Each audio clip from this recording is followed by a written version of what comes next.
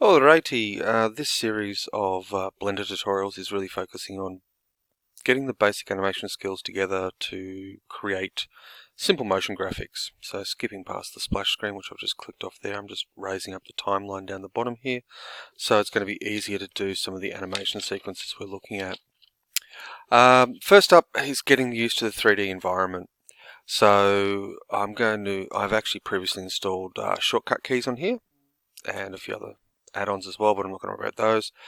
This is so that you can see, if I actually start it, what key I'm pressing, and so I don't have to keep calling them out as I do them, but I'll try and remember to do so anyway. Alright, so first up is the middle mouse button. Middle mouse button is great because it allows you to rotate around your scene, scroll out, scroll in, that sort of stuff. Holding down shift and clicking the middle mouse button allows you to pan the scene up, down, left, right, that sort of stuff. And if you just click the middle mouse button, you can rotate around what you're looking at, or the center of your scene. Now, if something drastic happens, like you go into the middle of nowhere and you've completely lost everything, Shift-C should recenter onto what you're working on. So just in case you get lost. It's always a useful one I've found. Alright, now the default setup, we have a light, a camera, and a cube. So the camera is what we see with, the light is illuminates the scene, and the cube is what we see. So just quickly, if I go up to render here, and I can also hit F12 on the keyboard, but that's where the button is, you can see my very exciting grey cube. So for this very first activity, what I'm aiming to do is basically just a stack of shapes. And I'm going to use a couple of keyboard shortcuts to make things happen, and I'll show you where the controls are on the side as well. So first up, the controls. If I just hover off to the side a little bit, slide it out, it gives me all the basic controls for manipulating the environment. These mostly have keyboard shortcuts. I'm not too sure about the cursor one yet. And as to annotate, might have a D and M for the measurement stuff. So we'll see how that goes. So I'll try M. No, it's move collection. Oh, maybe it doesn't. Alright, anyhow. The ones I'm worried about are the select box, the move, rotate, scale, and finally the transform tool itself. So the selection tool is actually quite easy. I'm in selection mode. I can select and grab and that sort of stuff. An alternate key for that one is, if I go Alt-A to unselect everything, is B for the box tool, which is box select. Same thing. Alt-A. Now, to deselect, A to select, and Alt-A, obviously the reverse. And I keep saying that one for some silly reason. Alright, movement. So this is the movement widget. If I select the thing, I get these controls on this. And you can see each of the arrows lines up with the cardinal directions. Red for X direction, green for Y direction, and the blue direction up and down is Z, but the line in the landscape is not there. And I can just move this back and forth. So the movement controls are actually quite easy in this regard. I'm just undoing with the Control Z each time. I can also hit G on the keyboard for grab, which allows me to move it in any direction I'm looking at. Now, if I can also go through, once I'm in grab mode, I can do X for the X direction, Y for the Y direction, and Z for the Z direction. Left click to confirm, right click to cancel.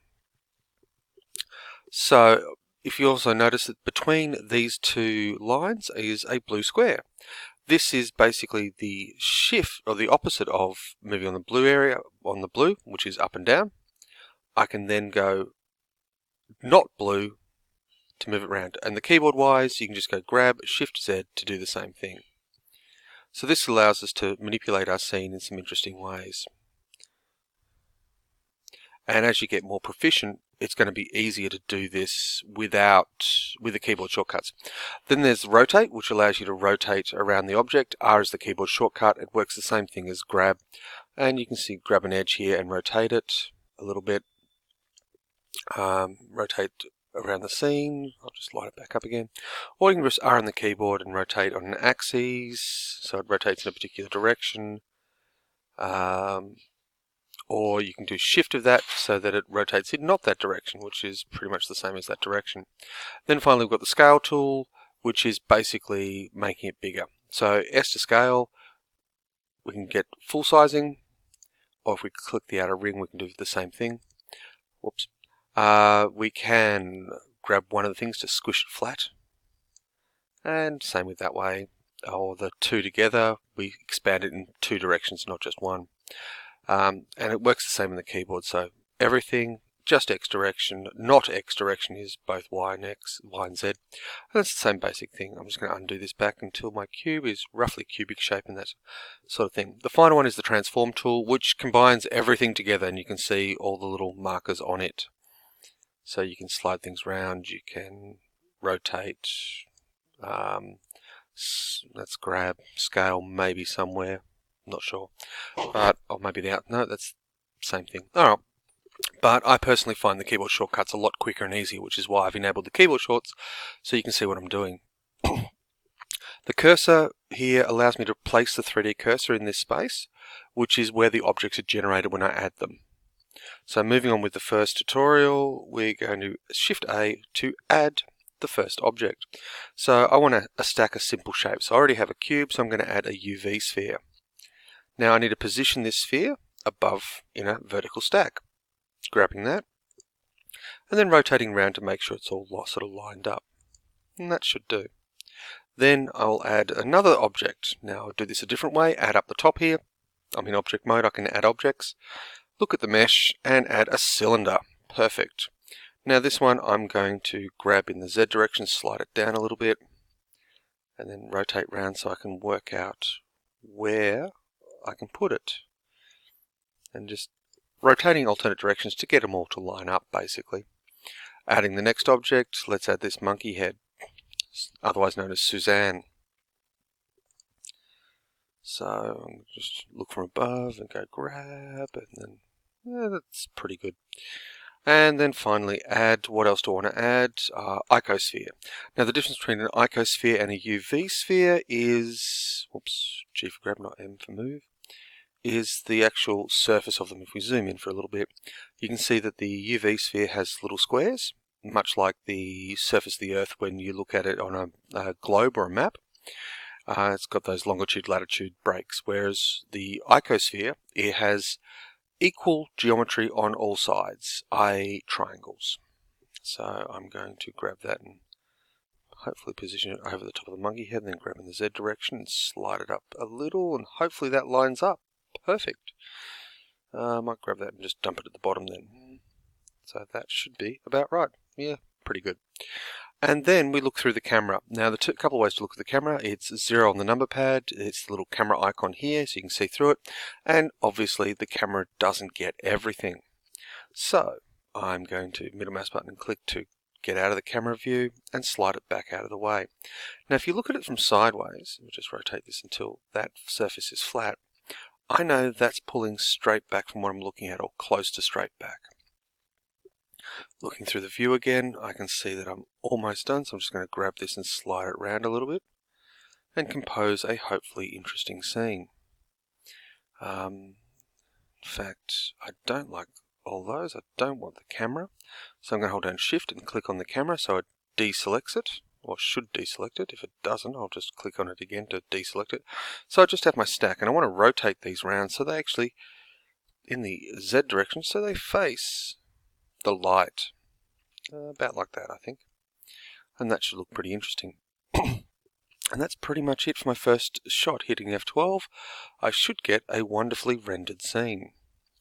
Or at least a bunch of shapes.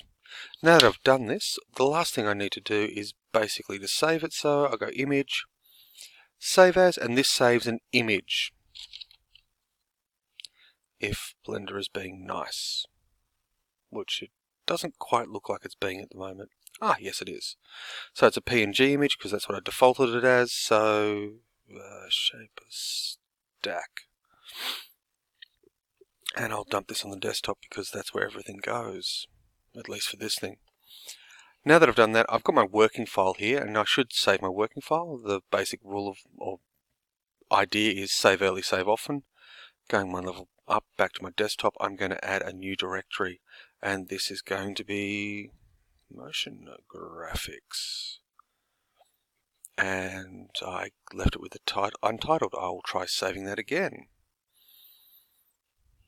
Okay, going to the folder, going into the folder, and then giving it 01 Shapes. as a starting point.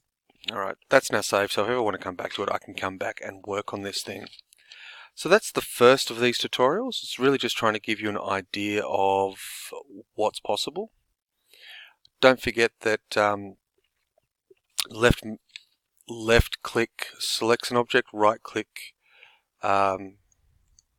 gives you your context menu, which we haven't got into yet, but we will do, and all that sort of stuff. The basic layout, which I forgot to mention at the start, is you've got your main 3D screen in the center, you've got your timeline at the bottom, which I think I mentioned both of. On the side here, I've got what's referred to as the outliner. It basically gives me shots of everything in the scene. So you can see Suzanne, which is the monkey head, the sphere, a light source, an icosphere, a cylinder, a cube, etc. Got little eyeballs here where I can hide various bits and pieces, as you can see. And then down the bottom here we've got our properties menu.